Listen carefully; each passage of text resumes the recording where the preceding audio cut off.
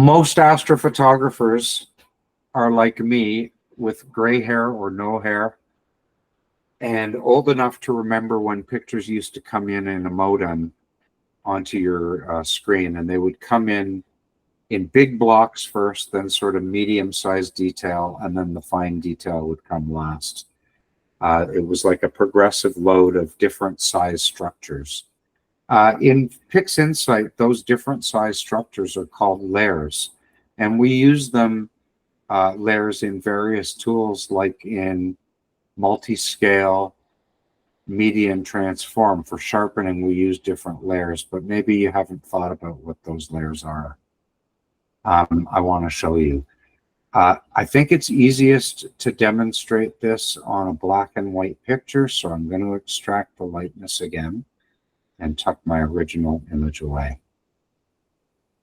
We're going to use a tool called ExtractWaveletLayers that we find in the script image analysis menu called ExtractWaveletLayers.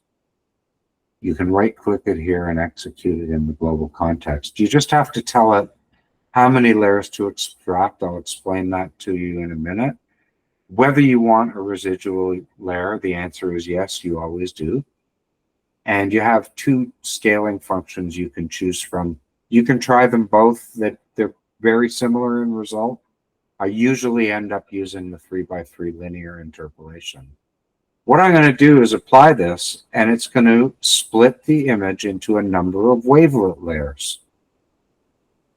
Now, these wavelet layers, the interesting thing is I could recombine all these layers using a different script and get the image back. But let's just look at them one by one. So I don't know. Start with the very smallest layers. Here, we can put this away, because we're just talking about the masks we can make.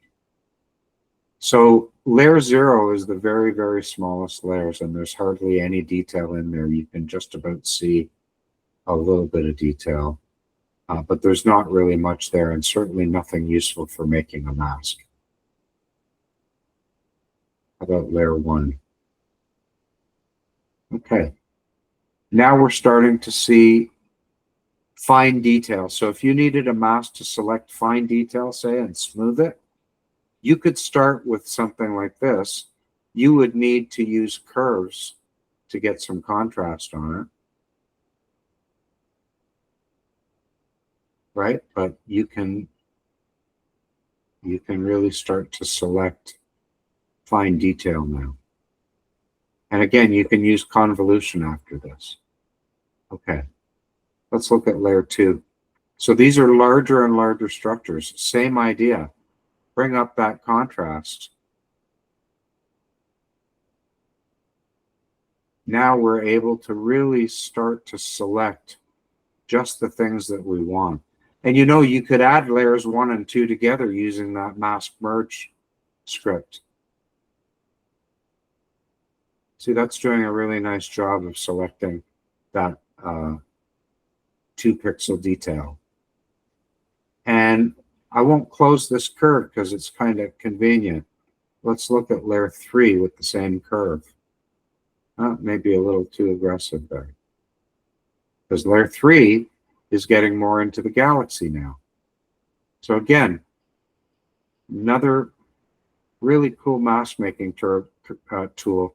You can go, I'm not going to do them all, but you could go all the way up to the residual and end up with a really nice mask for doing contrast, color.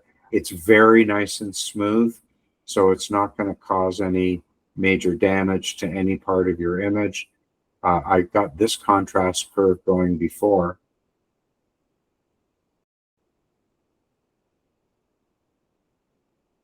But I think that might even be too aggressive, you know, something more like that. That's a really nice mask right there.